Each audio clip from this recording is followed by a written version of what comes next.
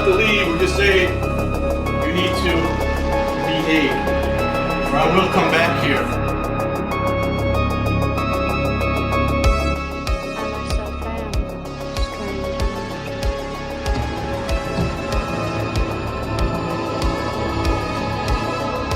Greetings, Graveyard Disciples, and welcome to another edition of Let the Show Begin. When I used to work at my family's store, which was featured in the video Buy Your Haunted Muffins at the P&D Quick Stop, we had a Coke delivery driver who was also into the paranormal. He was more into the alien aspect of it, big fan of Coast to Coast with Art Bell, would go to UFO conventions. That was his cup of tea. But sometimes the people he would meet would also be into ghosts. The guy's name was Dennis Rano, the very man who drew this caricature you see up as my profile picture and at the end of every video. He told me a story about when he went up to a hotel called the Balsams Resort in Dixville Notch, New Hampshire to make a delivery. Looking at the pictures of the Balsams, I can truly see it is a grand hotel. It does look beautiful and a nice place to stay. But according to Dennis, as well as many others, the place is spook central. Just a short overview of the history of the hotel before I get going on Dennis' story. The hotel was opened by George Parsons shortly after the Civil War ended, and was then known as the Dix House. The Dix House was a 25-room summer inn. In 1895, it was bought by Henry S. Hale from Philadelphia, who was an inventor as well as an industrialist, and a longtime visitor of the Dix House. By 1918, Hale's vision for the little inn grew steadily and expanded until what it is today. Before long, the capacity went from 25 to 400 guests when he added the Hampshire house. But what makes the Balsams Hotel such a hotbed for spiritual activity? The Balsams, according to Dennis, is one of the most haunted places he's ever been to, and with good reason. Here are some highlights from what he told me. Toilets flush on their own despite there being no sensors on the toilets. And because of how my mind works, it makes me think spirits go to the bathroom. At least they have the courtesy to flush. A one-armed man who mysteriously disappears, and 3 laughing old ladies who also disappear. Also, when Dennis told the maintenance man of these happenings, he motioned Dennis to come along with him down to the basement of the Grand Resort.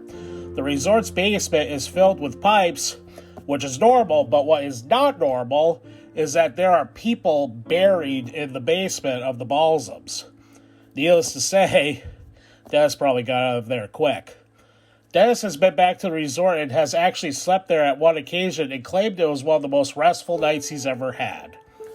But as I went deeper into my research, I found a few more intriguing guests who have never checked out the Balsams.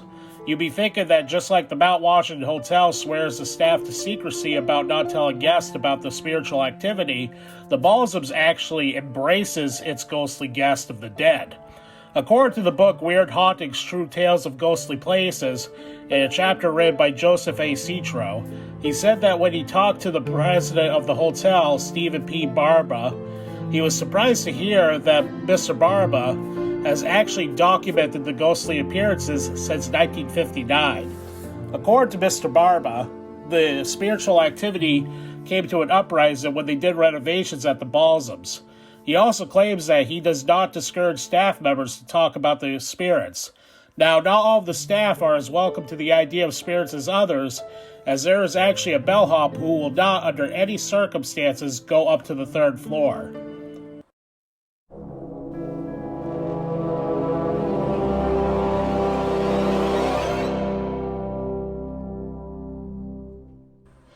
The legend of the vanishing beauty at the Balsam starts with how a doorman was handed up to a room. Upon getting halfway up the set of stairs, he looked up and saw a beautiful woman sitting in a chair just beyond the landing. At first, he thought it was just a guest, but taking into consideration the hour, which was midnight, and her clothing, he wasn't seeing just a former guest. He was seeing a ghost. Let's just say the doorman showed himself out after seeing this, but upon looking back, the beautiful woman had vanished. The vanishing beauty has been seen more than just once. She has also been seen, or rather heard, in the John Dick's social parlor laughing. When guests try to look for her, they are confused to find nothing. One man, however, had the same encounter but with a different ending. When this man went to look for her, he passed a mirror, seeing a beautiful woman's delightful figure reflected off of it. When he turned to where the reflection should be coming from, he is met by the scary sensation of him being alone. The vanishing beauty is no stranger and has been seen sitting in chairs, being in the shadows of the hotel, and has even been spotted in the main lobby. But the question is, who is this woman? What was her purpose at the hotel? Why is her soul confined to the property? Is she stuck, or does she just really enjoy the hotel service? Those questions will probably never be answered.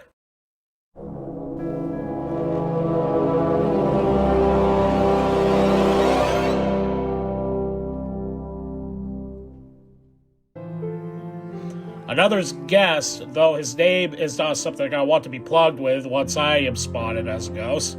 The legend of the Naked Man, according to Mr. Citro's story in his book, is that one night a couple were staying in room 120. The wife was awoken to a man standing right at the foot of her bed. Thinking it was her husband, she asked if he was okay. The response was not what she was expecting, as it was not her husband standing at the end of the bed. It was a naked man. She was also astonished to find out that the man was translucent. She could see right through him. Before the figure disappeared, the husband had woken up to the scary sight before the figure vanished. Other occurrences in this room are sounds of things being moved and talking coming from the room even if there is nobody in there. Who is the Naked Man? I'm okay with not finding out, but hey, if you want to, that's your cup of tea. If you must know, there are two possible theories as to who the Naked Man might be. One theory is that band leaders used to frequent room 120. A second theory is when a band leader drowned in Lake Gloriette, which is on the resort's property. The third ghostly figures are simply known as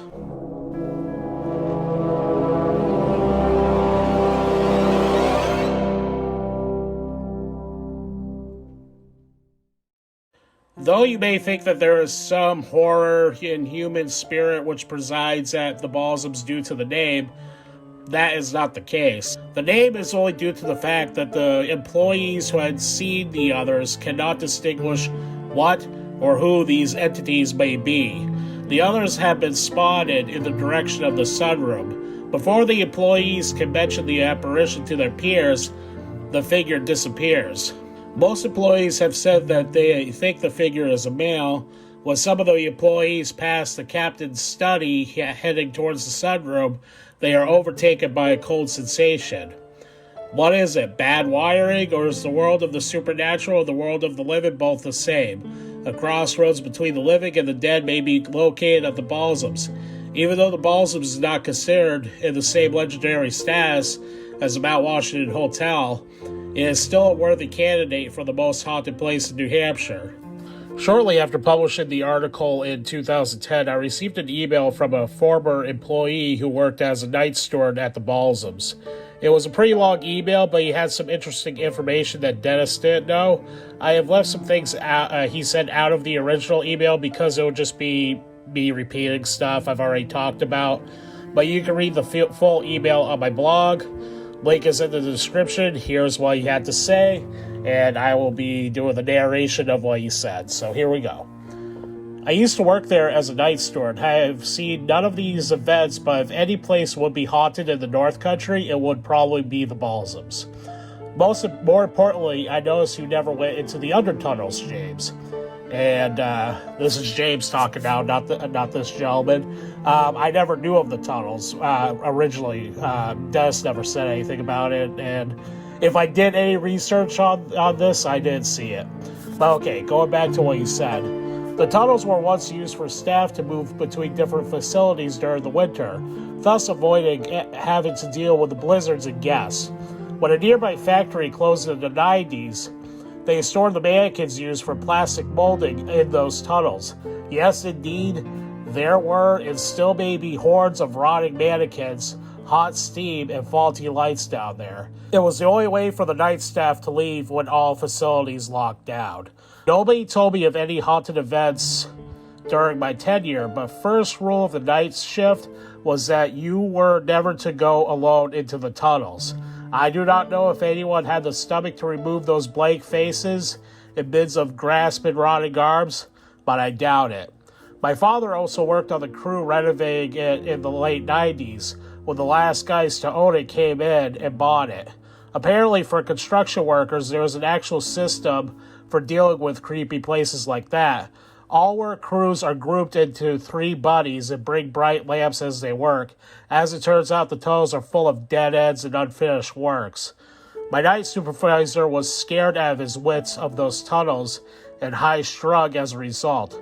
Apparently, he worked at that factory before it closed. Now, while the Mount Washington Hotel is still thriving, the Balsams is a different story. Shortly after I wrote this article in 2010, it has been closed since December of 2011, almost 11 years now. The current owners are trying to seek financing for redevelopment of the resort, and the good news is that as of June of 2022, the funding may be commencing and we may see the Balsams reopen once again. Thank you for watching the video, and keep it scary.